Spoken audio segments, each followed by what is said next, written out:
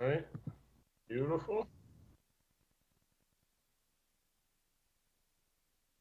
All right. All right. Perfect. Perfect. All Mm-hmm. right. Let's see here. Get this tweet going. All right. Perfect. All right. Good positioning. Light. Okay. All right.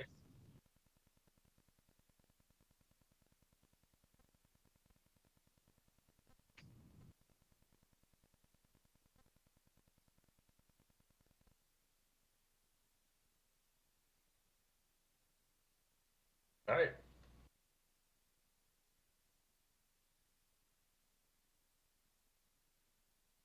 So the draft is over. I like what the Miami Dolphins did, but also think they did the wrong thing. I gave the Dolphins a letter grade of C, which, as my parents would tell me every time they looked at my report cards, ain't gonna cut it in the real world. Welcome, Dolphins fans, to this post draft edition of Dolphins Deep Dive with Perk. I'm your host, South Florida Sun Sentinel Dolphins columnist Chris Perkins. That's David Furones, your South Florida Sun Sentinel Dolphins writer. As always, thanks to our viewers for tuning in on a Monday. The Dolphins have these noon Tuesday availabilities that we have Zoom calls with the new additions to the team, the free agent acquisition. So we adjust by doing the deep dive on Monday. So thanks for making an adjustment with us. As always, we invite you to submit your questions to our live chat. Some we'll answer on air, others I will answer tomorrow in an online article. And as a reminder, if you miss any part of this show, you can grab our podcast from Apple, Spotify, Amazon, wherever you get your podcasts. So today we are going to talk Dolphins draft. Now, I'm the guy who kind of liked the first two picks. I didn't like a whole lot of things afterward, especially that trade. I'll just say that trade. I will bite my tongue. I won't describe it right now. That trade. Oh, my goodness.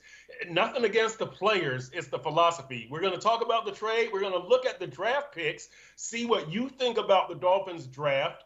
And we've also got the Furones Bonus, arguably the most talked about segment in the history of Dolphins Deep Dive. Long history. And we got a Furones bonus this week too, and we're going to talk about our starting lineups for OTAs, what they might look like for the Dolphins. This all is going to require some deep analysis. Let's dive in. All right, Furones. So, we know that this draft got a lot of buried opinion, right? Because of what they did in the first two rounds, what they did after that. So here's how we're going to start. And I'm going to open it with you. Finish this sentence, David Furones. The Dolphins 2024 draft was. The Dolphins 2024 draft was one where the Dolphins surely got a lot of players they wanted. It can very justifiably be criticized as one that did not maximize the immediate help it can offer a roster that's ready to win now. But it could be looked back on as one where this franchise stocked up on immense talent. Especially, I look at day three and that BPA approach that Chris Greer likes to take, I think flourished in finding some guys that were widely projected to go earlier, but slid into fourth, fifth, and even sixth rounds, maybe because other teams ignored their position because they went off of need. But Jaylen Wright, we'll talk more about him in that trade later. Mo Kamara, I really like with his pass rush skills and the tenacity he's going to bring after expecting to go higher. Malik Washington could really be a good slot after leading college football in receptions last season. But obviously the focus is on the early picks. Chop Robinson is a selection that I didn't love at first, admittedly. My prediction was Graham Barton. I really only wanted a first-round edge at 21 if you got one of the top three guys, being Laiatu Latu or Jared Verse or even Dallas Turner, which came a lot closer than I expected to happening, only if one of those were falling to you. But Although he doesn't have the sack numbers at Penn State, his pass rush win rate, effects on the quarterback are great, and those should translate once he fine-tunes his technique and uses his hands better to go with that natural athleticism, that 4.48, 40 speed and all that. And Patrick Paul in the second round is a guy I know both of us really liked. A better pass protector right now than run blocker. He's gifted with size, wingspan, and athleticism at that size. Greer and McDaniel readily admit that he needs development, but he has great energy, enthusiasm about himself, and he can sit behind Teron Armstead this year and learn. What better mentor than Armstead, who, by the way, I don't think was a finished product either, coming out of Arkansas Pine Bluff in 2013, drafted in the third round, and look at him now, 5 Pro Bowls later in time spent with the New Orleans Saints and now the Miami Dolphins. Yep, no, that's very well said, Furones. But I have a different opinion. First of all, welcome to all of our viewers, Pete's Takes, Raphael Courtwright, Stetson O, Nandito 357, Peter McDow, Patrick Vecchio, Troy Fins up from Louisville. What's up? Thank you to everybody for joining us here. So here's how I would finish that sentence. The Dolphins 2024 draft was unfulfilling.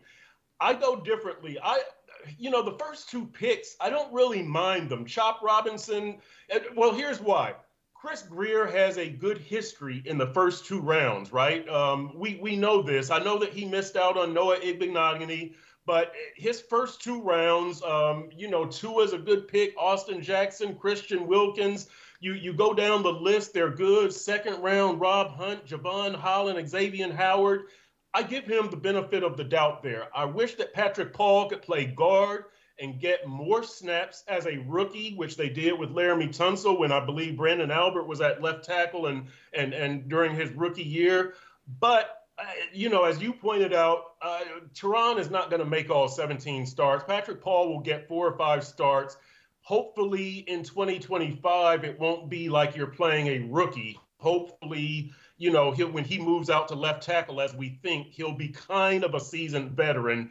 That's my concern with the first 2 picks. I'm okay. I'll give Greer the benefit of the doubt. I didn't like that trade, Furones. So here's my thing with the trade. So, last year in the third round, you got a smallish, speedy running back. This year, you spend a third and a fourth on a smallish, speedy running back. You think the outcome is going to be any different? Now, look, I know that Jaylen Wright from Tennessee is a little beefier than Devon Achane. I think Jaylen Wright is probably closer to Lamar Miller size than Devon Achane size. He's got a little bit of bulk on him. But, you're giving up 2 draft picks for a position that has been devalued in the NFL. And beyond that, this guy, he probably won't be your starting running back. And when you look at the number of touches he's going to get in the offense, he might be number 5, right? Behind Tyreek, behind Jalen Waddle, behind Raheem Mostert, behind Devon Achane. And you spent 2 draft picks, a third and a fourth. That's like a starter and a contributor. I don't get that. And then when you go beyond that, I'm okay. Look, I like Mo Camara. That's a good pick. The only problem that I really have with the 2 wide receivers is the size, the smallish guys.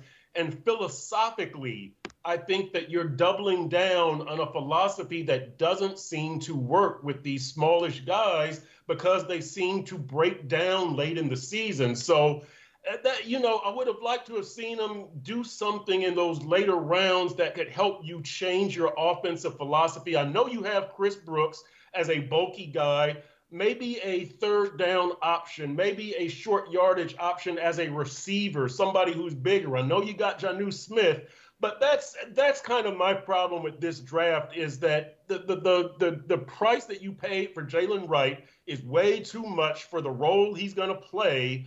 And then what you did at the bottom does not show me you're going to change philosophically, offensively. By the way, from an offense that, yes, it was number 1 in the league last year, but as I pointed out, in 11 games against non-playoff teams, you averaged 35 points per game. That's great. But in the 7 games against playoff teams, you only averaged 16 points per game. That's the number you've got to address this offseason. Okay, well, so first of all, I'm not too concerned about spending a third on moving into those middle rounds of the draft. The Dolphins are set to add a pair of compensatory third-round picks in 2025 from losing Christian Wilkins, and Rob Hunt in free agency. And if you expect to pick toward the end of the draft by winning next year, it won't be a big difference from where the comp picks land to where you would just naturally fall into. So they had flexibility because of this. Chris Greer noted that. And then also, you want to talk about price now. Weren't you just last offseason? Weren't you the same guy last offseason that said it doesn't matter what the price is, you go and get your running back? You're such a running back guy, Perk, but then now you got your running back. And then even when you mentioned, oh, okay, you had an injury last year, now you don't want another one. So, yeah, I mean, now I get your concern because you already have one of the best duos in Raheem Mostert and Devon Achane. But you said it right there that Achane got hurt last season. Mostert has mostly been healthy in 2 years here, but he has an injury history. And even end of last season, he was a bit broken down, and he's only getting older. You have either of those guys miss time, though, now. Then you still have two of the speedster tailbacks that can hit the home run and fit well going to the outside in the wide zone scheme. So you don't have to change up your offense. You have one guy go down, you still have two. If Mostert is injured, you still have Achane and Wright. If Achane is down, you still have Mostert and Wright. So you can still have two, and you don't have to change your offense too much. And then you still have some of those power guys, Jeff Wilson and Chris Brooks, if you need them in short yardage situations. But Raheem Mostert also, he has the ability to break tackles somewhat. But you added what Mike McDaniel loves, another speed back. And now when Mostert does end up, he's on the wrong side of 30, whenever that time comes for him, then the duo becomes Achane and Wright. So I get having three at the same time right now that are so similar. I get the feeling toward that, and I understand that you didn't want to use two picks, but there's flexibility that the Dolphins had because they have those compensatory picks next year, and then also you end up with injuries to any of the starting running backs. You don't miss a beat. You can keep the offense the same. I agree with you there. I would like to see them take that approach more with the wide receivers. Now, here's the deal. You're exactly right. I am the guy who said last year. Just stop there. Just stop there. I'm exactly right. Yeah. That's it. End of the show. Right? That's it. I am the guy who said that last season, but that was for a workhorse running back. And that's when I was on the Dalvin Cook bandwagon, which, good thing they didn't get him. Good job, Chris Greer. You didn't listen to Chris Perkins. Good job on that one. Maybe more reason why we shouldn't pay attention to you here on this one. I know. Right. Exactly.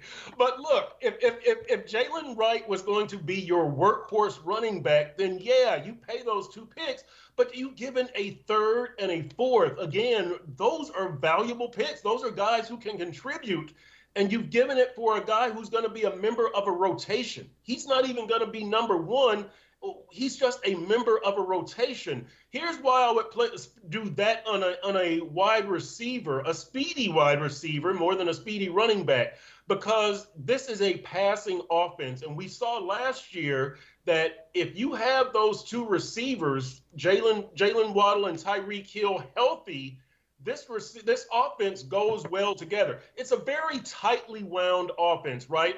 You need those speedy receivers so that they can get open quickly and take advantage of Tua's accuracy and his anticipation. And those two things help to cover up for an offensive line that really can't maintain their blocks that long, but they don't have to because Tua gets rid of it so fast and those two guys get open so fast. If one of those guys is not there, as we saw last year, you're kind of screwed, right? So why not have a third guy so that you always have two speedy guys for that offense, as opposed to speedy running backs when you really don't even run the ball that much. Like, if you don't have one of those speedy running backs, it's easier to compensate than if you don't have one of those speedy receivers. So that to me, when I talk about philosophically, I would like to see this team change. Like, you don't even run the ball that much. Get another speedy receiver. You throw the ball, get another speedy receiver, not another speedy running back.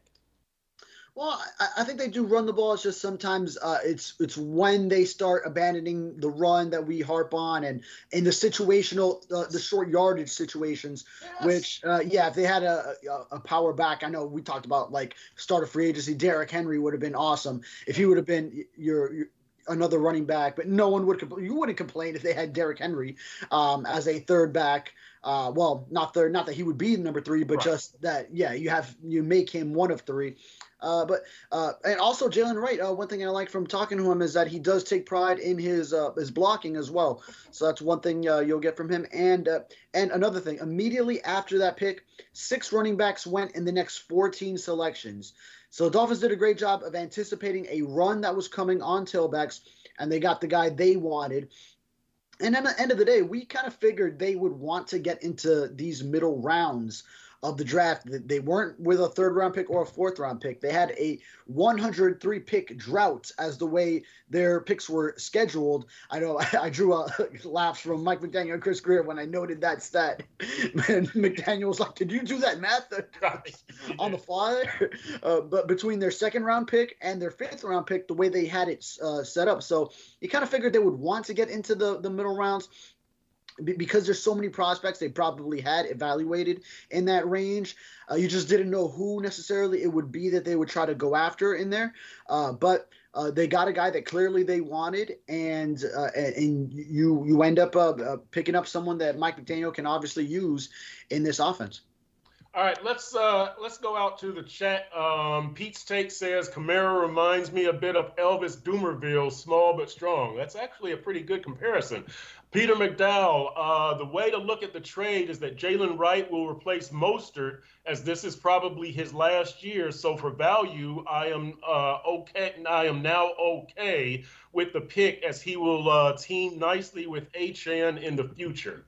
That's a good point. I just, the price, it's just too much. Troy says, as a Cardinals fan here in Louisville, not Louisville, Louisville, I'm glad we signed cornerback Storm Duck. Don't be surprised if he makes the roster. I know you love that name, Furones. Oh, yeah. Yeah.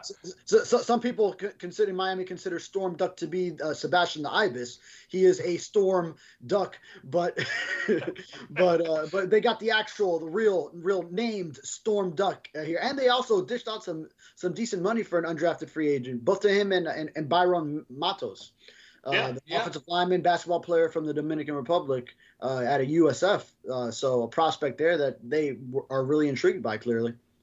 As Raphael Courtwright points out, every back last year was hurt at one point. And then he also follows up with, how many Jaylen names are on the team now? Waddle, Phillips, Ramsey, and now the rookie running back, Jaylen Wright, of course. Yeah, and as McDaniel said, they can't spell them the same. None of them can spell them the same. That's the other. 4 with 3 different spellings. Right, and They also previously had Jalen Twyman on the practice squad. I know you were a big fan of his as well. So that would have been another one. And there's other guys that are spelled like JA''LYNN or like Jalen LIN. So keep a lookout for anyone that has any of those spellings. The Dolphins will surely pursue them. Yeah. Let's see here. And I've got another okay, so Peter McDowell has sent in 2 good questions here. Okay, we'll do one here, and then one I'll answer online. The one I'll answer online is, he says, perhaps no spoilers. Daniel. What's that? No spoilers. You're gonna have to. I know. Okay, you're right. Okay. Here's the one. You're right. You're a better showman than I am, Furones. Here's what we'll talk about now, and you're gonna like this one. Pittsburgh really messed up, as Fautanu would have been the ideal pick for us. He would have played guard this year, moved to left tackle next year. We have no luck. LOL. You were a big fan of his. He's a mean guy who brings some attitude also. How much do you think that screwed up the Dolphins' first-round philosophy strategy?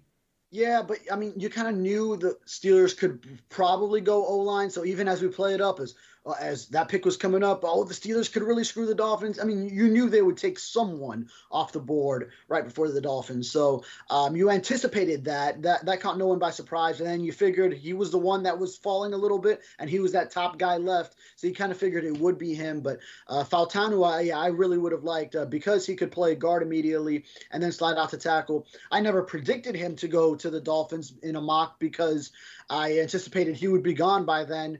But if he would have fallen to them, then yes, absolutely, that would have been my home run pick. But I always had him staying in the Pacific Northwest, going from Washington to the Seattle Seahawks at 16. I think you did too. And then, but then, he slid past that, and the Steelers took him at 20. So for many of the reasons why I mocked Graham Barton, actually, which I had as a mock trade down to the exact spot where he did go, 26 to the Buccaneers. No wonder the Buccaneers weren't trading with the Dolphins to let them go down there. They wanted Graham Barton for themselves at that pick. So, I would have loved Graham Barton exactly where he went if the Dolphins could trade down to that spot. But at 21, then like I said earlier, I didn't really have Chop Robinson as my guy there. I think I mentioned on this show when you brought him up to me, and I said, later in the first round, if it's with a trade down, sure. But hey, the Dolphins felt very convicted about him and wanted him right there. Yeah. It's again, because Chris Grier has good success, he's had good results in the first and second rounds.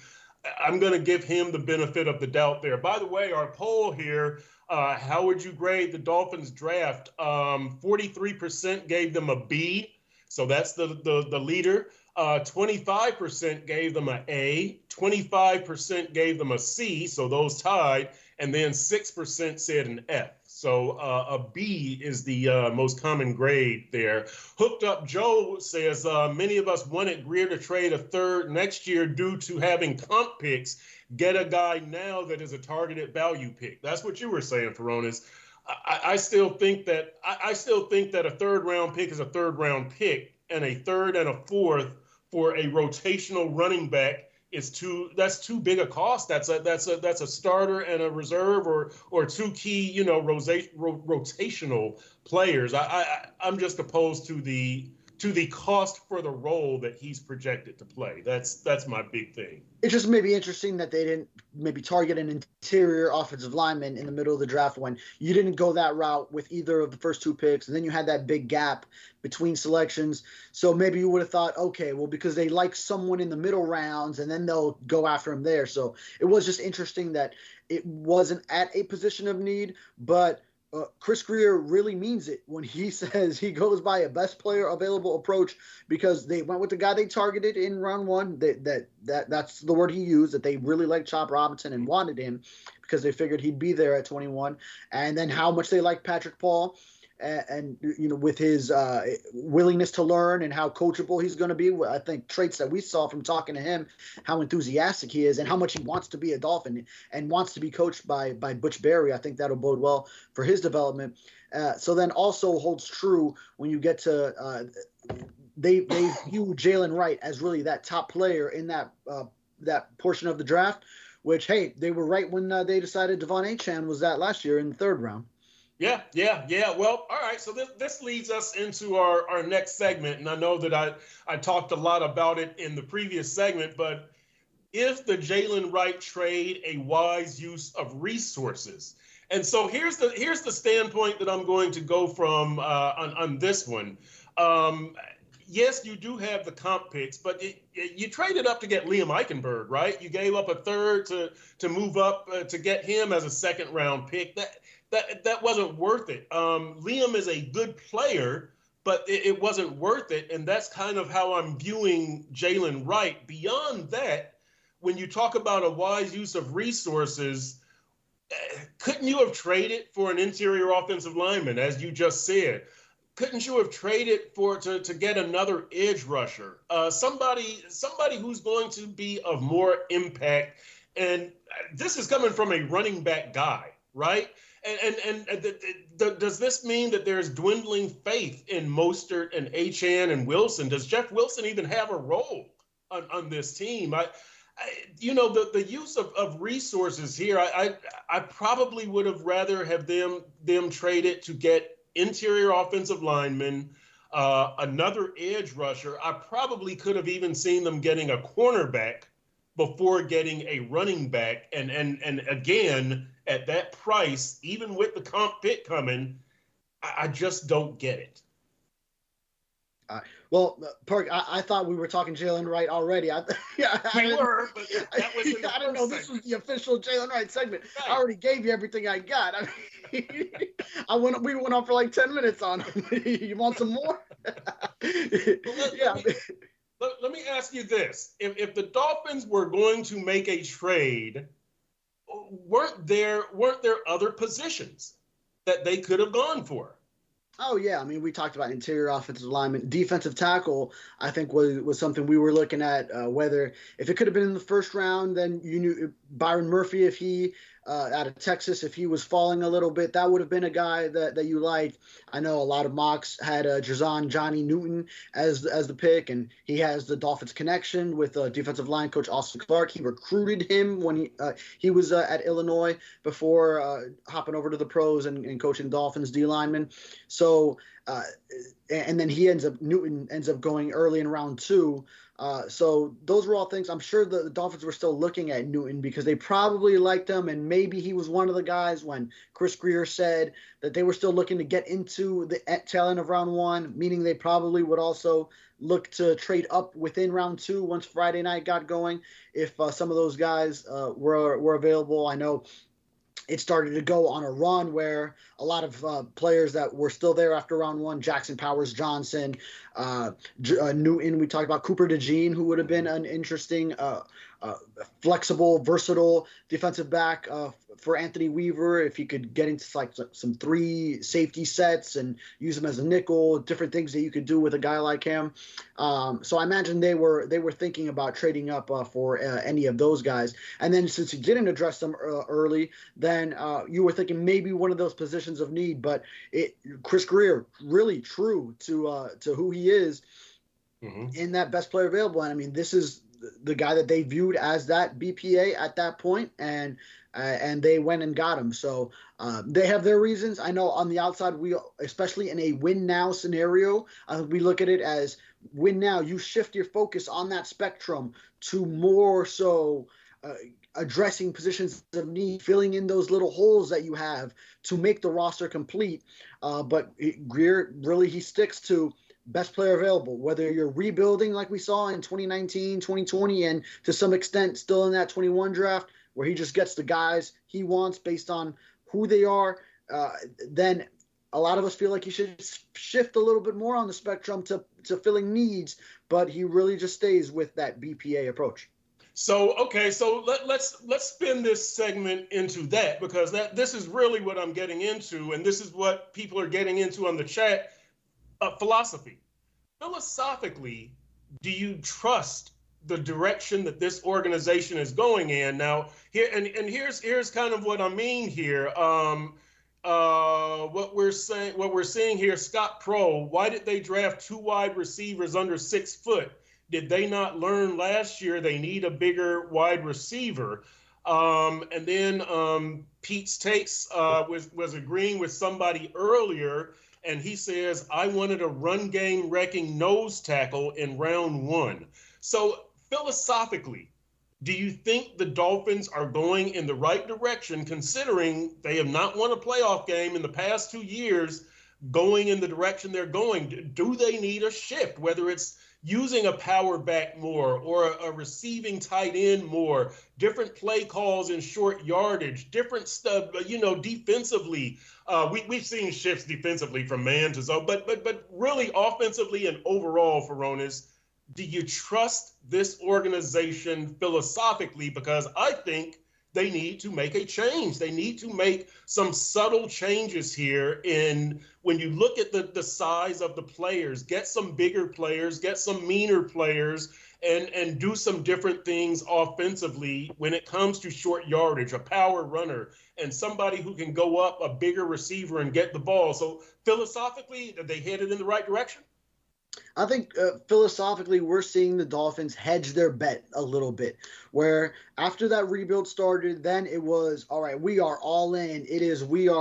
It's F these picks. We're trading a first rounder and a five-pick package for Tyreek Hill. We are going after Jaylen Ramsey. So even though you didn't have to spend much in draft capital to get him from the Rams, it's the salary that you take on for really an elite cornerback and defensive piece. We're trading a first-rounder for Bradley Chubb in that deal. So it's all these all-in moves, and then a couple years in, you've got 2 playoff appearances, one as a 7 seed, one as a 6 seed. Granted, a lot of injuries along the way, Tua missing a playoff game, and then half your defense and most of your playmakers on offense either out or hampered by injury for the playoff game last year as a 6 seed in the 4th coldest temperature in NFL history. But you end up without a playoff win and those 2 wild card appearances so far. So I think it is a little bit of a shift to, okay, let's make this more of a long-standing thing than we're going all in for a couple of seasons. They're trying to set themselves up for also beyond Tyreek Hill, who is going into an age 30 season, Jaylen Ramsey into an age 29 season, and Teron Armstead, possibly this being his last season. So I think that's the philosophy that we're seeing is, okay, let's build also a core that will withstand the test of time and not just we're all in for a couple of years and then we got to rebuild again. Yep. Okay, speaking of that, Peter McDow says I was a bit bummed that we did not try and grab the big Tennessee quarterback later in the draft, Joe Milton. And Raphael Courtwright, gentlemen, your thoughts on the UDFA undrafted free agent quarterback that the Dolphins signed.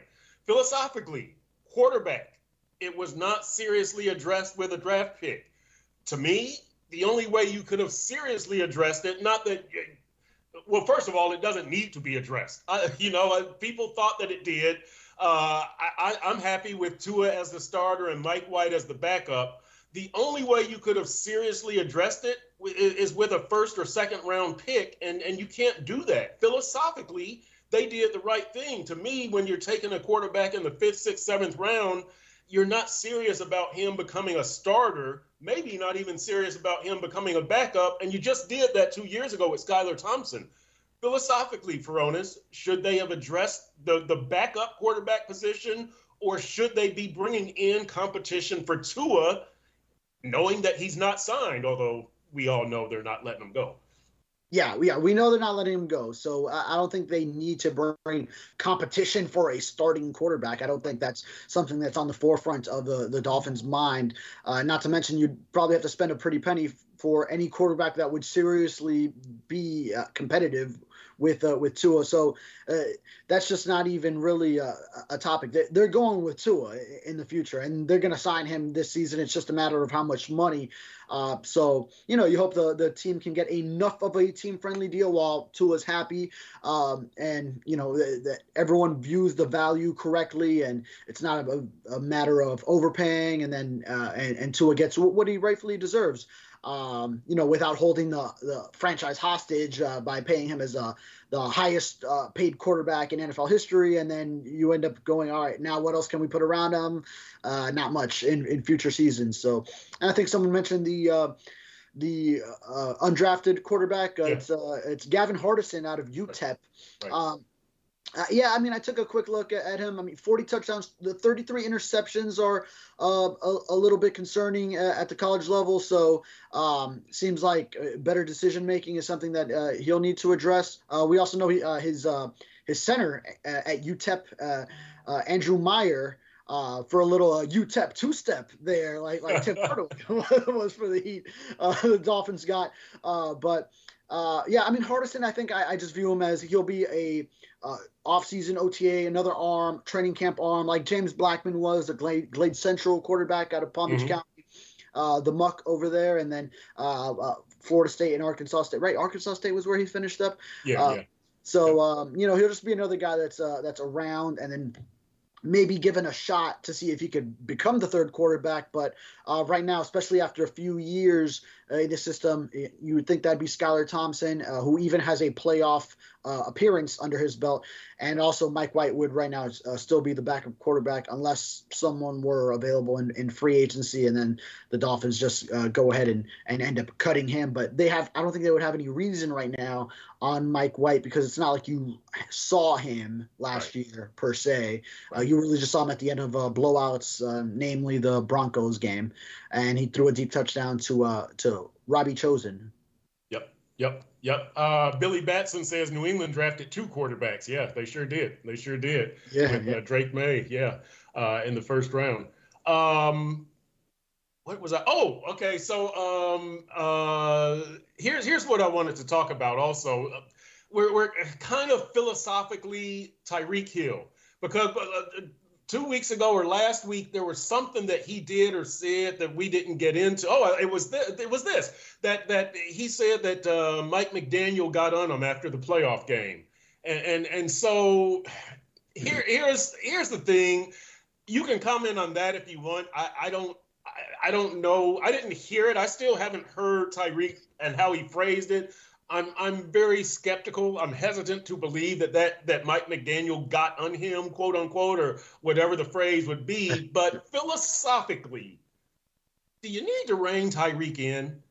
And I did ask Mike McDaniel this at the owners' meetings. I asked him a version of that. I didn't ask him that. I said, have you guys talked with Tyreek? And, this is a pretty low-key organization, and Tyreek is incredibly skilled. I thought he should have been MVP midway through the year. He was definitely the team MVP. I think he's definitely the most important player on the team, ahead of Jaylen Ramsey. But wow, this dude's involved in a lot, man. He's involved in a lot, and he talks a lot, and he doesn't say anything that's damaging, but he's out there. Do you need to rein him in a little bit? I think they need to kind of talk to him and say, Reek, check yourself. Just, the incident at the marina and the wives and the social media influencer. Why is she in your backyard and you're doing football drills with her? And like all of this stuff, Reek, stay in the house for like 6 straight weeks with no other women but your wife, and chill.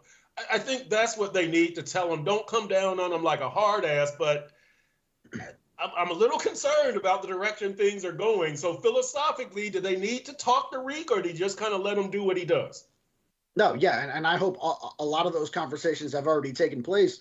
Sort of at the core of these issues, and not that you've. I don't think you wait until you hit 5 different issues to end up talking to him. I hope after the first one, you had a little bit of a chat with him. After the second one, you have a lot more of a chat, and then you really need to get on him once they really start piling up, because he is one of the top dogs on this team and needs to lead by example. And it's funny you mentioned you haven't seen the clip, but what, you don't trust Tyreek Hill? You don't trust that he's telling the truth, that that every single word that comes out of his mouth is truthful? He doesn't.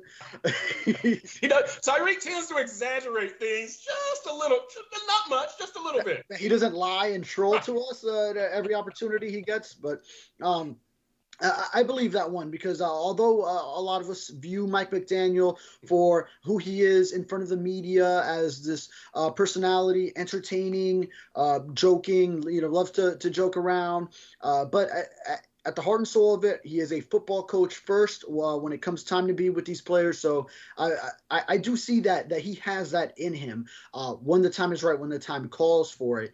I think he does try to sort of breed this relaxed approach to not put pressure on players as much so that they play free as much as possible. But then there are times when, as a coach, you need to say enough's enough, and we need to get on you.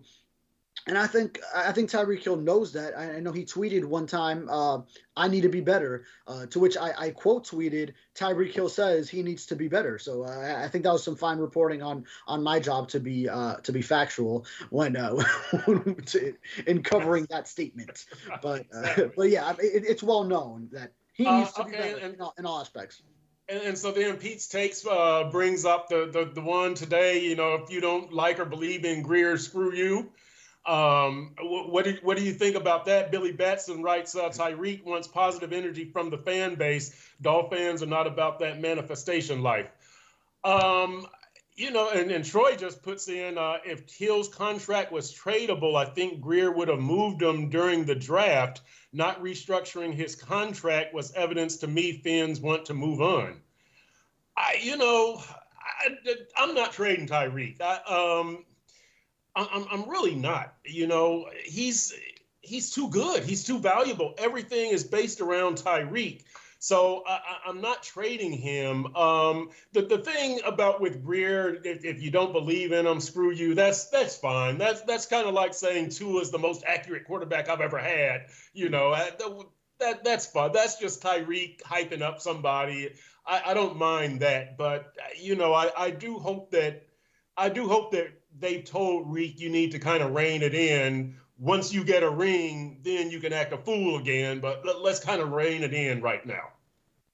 Yeah, I would say so. Yeah. Were you asking me what I think of if you don't like Chris Greer, then screw you? Yeah. Yeah. Screw you then. Right. Yeah. I mean, that's just Tyreek hyping up. Yeah. That's harmless. That's harmless Tyreek. I don't mind that at all. Yeah. All right, baby. I'm glad we saved this segment from. I know. It was supposed to be the Jaylen Wright segment, and then we end up blowing that. Second question of the day. I wasn't sure where we were going. I thought, okay, we're already on to segment 2 very quickly here. But Furones, thanks for calling me out on air and humiliating me publicly like that. I really appreciate that. Thanks. I mean, I heard you go all in on it, and I thought, all right, I guess we're talking about Jaylen Wright right now. I thought you would have given me maybe a key word like, which I know we'll talk about later. So I said, okay, I'm unloading my clip on what I got on Jaylen Wright, and that's right now. You had that look in my eye like when the Dolphins traded for Jaylen Wright. You were like, what the hell? Right. All right, so here we go. We are moving on to the most anticipated segment of the show, the one everybody talks about on Dolphins Deep Dive. It is the Furones Bonus. Oh, the Furones Bonus. I love it, baby. I love it. All right. So on this Furones Bonus, we are asking, and we got a Furones bonus, by the way. I'm not ready for this. Yeah, I don't even know what this could be. So that's right. All right. So in the draft, we had a lot of things go on. Some people were happy with what the Dolphins did. Some people weren't. Same thing in free agency. For the Furones Bonus, what is the next significant move the Dolphins must make? And there's a wide range to choose from, right? There's Tua. There's OBJ. There's a veteran defensive tackle, veteran inside offensive lineman, a number 3 receiver if you don't get OBJ. Do you force Connor Williams to make a decision? Do you have to decide what you're going to do with Xavier Howard's money? What's the next significant move that the Dolphins must make, do you think? Yeah, I think you nailed it right there at the end, because all those other things are part of the equation, and then it all comes down to that last one. It's the money that comes from Xavier Howard's post-June 1 cut, and then it ties into any one of several moves. It could be an interior offensive lineman. They still could use a surefire starter defensive tackle to replace Wilkins, put him next to Sealer. But right now they've added a bunch of bodies that can rotate in and stay fresh. So I think maybe that's the approach that Anthony Weaver wants to take. And especially since one of those top guys they like maybe in the draft didn't fall to them, then that's what they go with there. That number 3 wide receiver, we've mentioned it ad nauseum. You have some in-house candidates, but you may want to spend on grabbing a top target that remains available late in free agency. We know Odell Beckham's there, Tyler Boyd. We got Chris Greer talking about contact with his agent as well, after we already knew about the Odell Beckham visit, and Mike McDaniel noting there is an offer on the table. So I think it's all built into what you know you still need after drafting with that BPA approach. So knowing you have that Xavier Howard money in the back pocket, I say right now it's right now, if you're in the Dolphins building, you have F1 this week. You just focus so much on this draft take a little week to go ahead and enjoy F1, all the festivities. Then after that, you have rookie minicamp. You still have these off-season workouts going on. You get into OTAs, do all of this, and then take the month of May easy. Maybe get out to some Panthers playoff games. I don't know how many more Heat home playoff games there will be, but they're playing the Celtics and all that. Although they're able to pull off all one upset win, so you never know if they could extend it further. Right. But go ahead, and then by June, then that's when you go revisit all these things. Once you have that extra money on the first of the month, as Bone Thugs and Harmony once famously said, which actually it's a post June 1 cut, so I guess it's on the second of the month that the Dolphins get all this money pouring in. Right. All right, so let's go down one level into the Furones bonus, because you brought something up that I meant to talk about, and that's tonight. And living in South Florida, Marlins are at home. Heat are at home. Panthers are at home. F1 race this weekend. We just got done with the Dolphins draft. Furones, it is a bonus of sports like today and this week. It's great to live in South Florida, right? Yeah, and good on you to include the Marlins in that. They're 6-22 at this point right now. Oh boy, with just about every starter injured, starting pitcher injured. So just throw this year away and send it back. But I mean, I'm just looking forward to potentially getting some free Whopper Juniors whenever they do win a home game, those rare occasions. So it might not be very many throughout the next several months through September. Right, exactly. All right, so back to the Furones bonus. Before we go to the Furones bonus, how significant of help, how much help, and how significant do you think it could be, the Xavier Howard money? Are you talking about 2 starters, 1 starter, a starter, and a rotational play? How significant, how much help can you get, do you think? Yeah, I mean, I think definitely 1 starter. So whether you consider the wide receiver 3 a starter, maybe he's not technically a starter, but he plays starter snaps.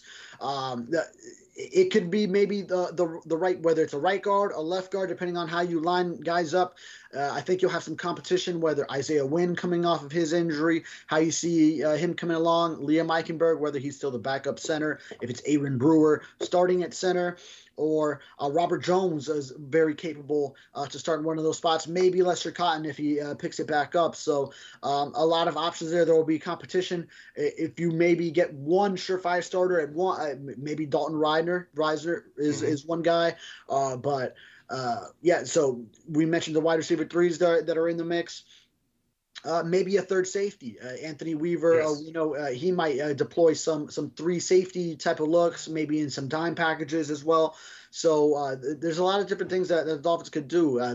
Defensive tackle again. So I would say if you end up with probably 1 starter, 1 other rotational guy, and you still have some funds to work with, you can use that toward the draft class. You can use that toward maybe 1 more guy that might be a fringe starter rotational guy, or roll it over into the future, because you're going to need some cap help in future years as well. Calais Campbell, a very popular guy here on the text line. Peter McDow. Yes, Campbell would be a nice addition for his leadership on the D-line, and we can jettison like half of those 30 guys we signed, LOL. Good State says, Peter, I agree, would be smart to pay Campbell and play him in the rotation. Raphael Courtwright says, agree, Campbell plays DT and DE. Troy brings up a couple of good things here. He says, first, Sealer is going to have a rough year if they don't get a starting DT next to him. Sealer is going to get double teamed every game if they don't. He also says we need a safety behind Holland and Poyer, as you just kind of mentioned. Your thoughts? We know you like Calais, and that could be the DT thing, but you do need a safety. With Elijah Campbell is there. No disrespect to him. But look, there's no guarantee that Poyer makes it through the season, right? He's 32 with an injury history, so you might need that person behind Holland and Poyer pretty quickly. Where does that rank on your list of significant moves? Yeah, it's still clearly a void, and once you start going down the depth chart and Elijah Campbell ends up playing defensive snaps, then we know that affects his special teams units because he is a core special teamer. So then Danny Crossman's unit starts to suffer, which we saw late in the year. I think you want to make sure the special teams guys, they give you their full go on special teams. We saw the same thing with Duke Riley when he had to go and play linebacker snaps, and he is one of the better special teamers on the Dolphins. So, safety is one of those spots, and it doesn't take a lot of convincing for me to bring in Miami Hurricane like Calais Campbell, who was there. He's such a veteran. He was at in my high school years, so then he was already gone by the time I went to college there, and he has lasted this long in the NFL, which is so impressive. And a former Walter Payton Man of the Year guy, so a great locker room guy. To bring in that veteran leadership as well to a locker room that's ready to win now would be fantastic, and maybe that could be his last hurrah, is to come back in Miami where he went to college and go ahead and try to win at Hard Rock Stadium. Yeah, that would be outstanding. Everybody loves Calais Campbell.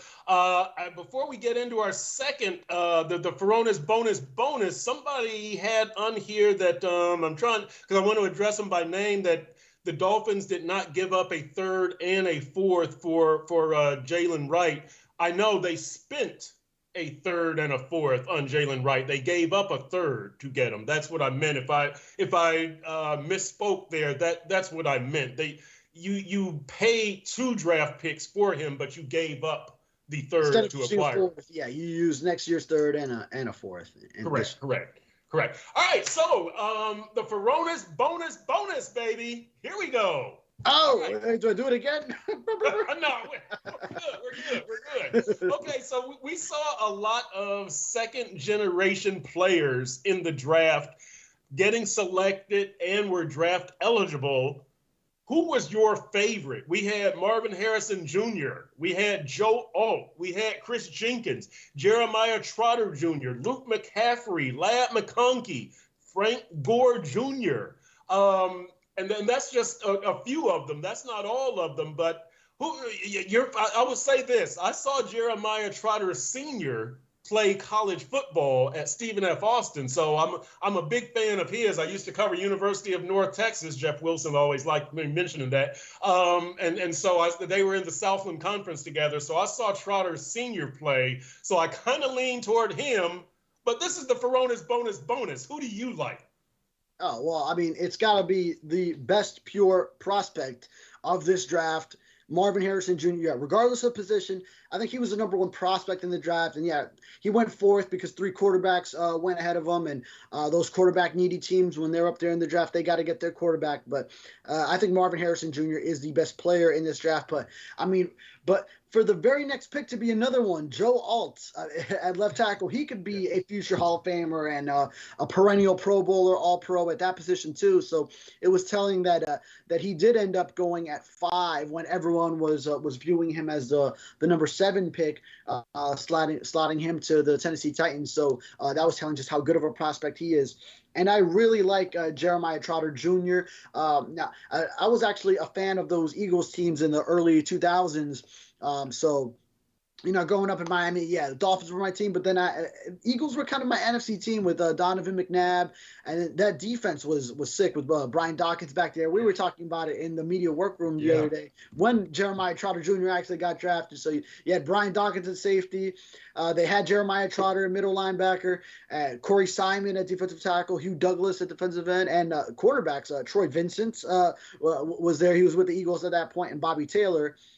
Then they went with another cornerback combo later with Lito Shepard there, and who was the other? Sheldon Brown, I think was his name. Lito Shepard from Florida. I saw Bobby Taylor. I covered him in high school at Longview High School in Texas. So Okay, So they had a nice cornerback combo. That I know was up there sort of with the Sam Madison, Patrick Surtain cornerback combo at the same time in Miami. So that was a great time. But I really like the story of Jeremiah Trotter Jr. And I saw an interview with him on SportsCenter where this is the thing about these guys who are second generation players is that they already grew up learning a lot of the things that pros learn once they get to the pros. So the guys that don't have that advantage, they don't get to receive these nuggets, all that insight from a real professional that did it at the highest level. These guys, they get it growing up. So growing up in Pee Wee football, you can only imagine all the wisdom that was imparted on them. And it's such an advantage to just have that as you develop and are always kind of a step ahead of everyone that's in your age group, in your class, in your recruiting class, and then in your draft class. So telling that we see so many go highly in this draft. And I think Raphael Courtwright mentioned Jerry Rice's son. I forgot about him. Right, yeah, Jerry Wright, yeah. Frank Gore Jr. And T.O.'s son was in it? Oh, was he as well? Yeah, I think who said that? Raphael said T.O.'s son as well? Maybe. Pete Sakes, Tommy Eichenberg, not second generation, but a sibling, Liam's brother. What did he, 5th round to... Ooh, I might have been writing when it happened, so I might have actually missed it happened. Yeah, I'd have to go back and see. So, all right, so Furones, we're going to wrap this up with a couple of things here. Here's a couple of things from people we just heard from. Raphael Courtwright, bring back Agba, and Peter McDow says no Agba. We have enough pass rushers, and he took a Brinks truck of cash last season for not much performance. But here's the question. He obviously wouldn't be $12, $15 million if he came back. Would it be worth kicking Agba's tires if he would come back for, say, the veteran minimum? Oh, yeah. I mean, veteran minimum. One thing about Agba is that he just wasn't playing much, but he was actually pretty productive in the snaps he got. I mean, his snaps per how many sacks he had, that ratio had to be one of the most favorable across the whole league. Yes. What did he end up with, like 4.5, 5.5 sacks and very limited playing time? And I know, well, the first game without Jalen Phillips, and he got back there, and he was a contributor in that Washington game when Andrew Van Ginkel also, he had a pick 6 in that one. And sort of that was part of the story, how both AVG and Agba made plays. First game that Phillips was gone with the torn Achilles. So, yeah, I mean, veteran minimum, sure. I'd love that. Just not the salary he was getting paid before. Yeah, exactly. And then I saw one more on here. Peter McDowell says, anyone else stoked for this defense? I can't wait to see what Weaver does with all these new guys. I've talked a lot about offense and how I disagree with the Jaylen Wright trade, and I want to see a change in offensive philosophy. Defensively, Anthony Weaver has indicated change is coming, right? Because of how he said that he wants to use Jalen Ramsey as a chess piece and kind of move him all over the field, of how he's going to play man-to-man as opposed to the zone-heavy defense that we saw from Vic Fangio, which evolved from the man-to-man heavy that we saw under Josh Boyer. We're probably going to see more strategic use of the blitz. We're probably going to see different packages that highlight pass rushers, for instance.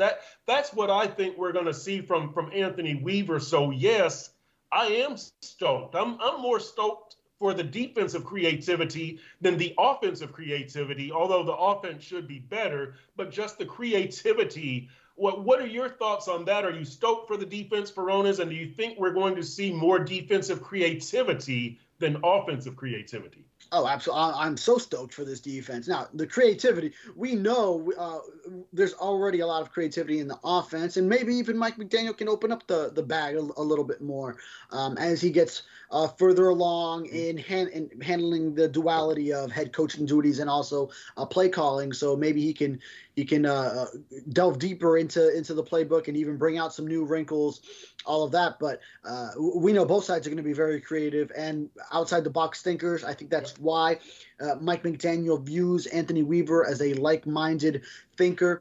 But yes, Weaver will be more willing to do different things than Vic Fangio was, who was just sort of, we're going to play our defense. That's what we do. It's the cover 2, the quarters, cover 6, corner staying on their side. Jalen Ramsey, we're not moving him around. And then when when Anthony Weaver said ultimate chess piece, said that quote in his first press conference as Dolphins defensive coordinator, boy, I almost, I don't know what I was going to do. I didn't know what to do. I think I just ended up tweeting it out, but it was very exciting just to hear that from him, because he said, finally, yes, we're going to really see the full capability of Jalen Ramsey on this defense and everything you can do when you have a piece like that.